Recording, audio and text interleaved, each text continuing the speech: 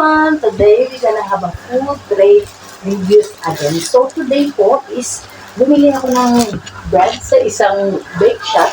Ang name niya is Galaxy. So, guys, nakikita nyo na konti na lang siya kasi kinain na po namin. Pero po, nagtira po ako para mag-food review.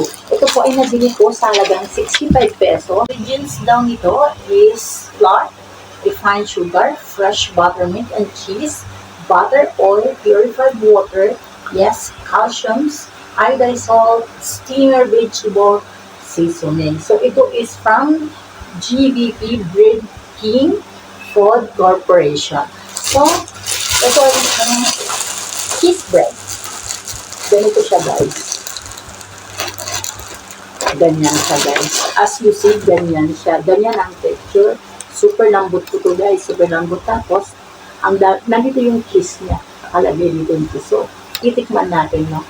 Sa halagang 65 pesos. So, titikman natin kung ano yung ano.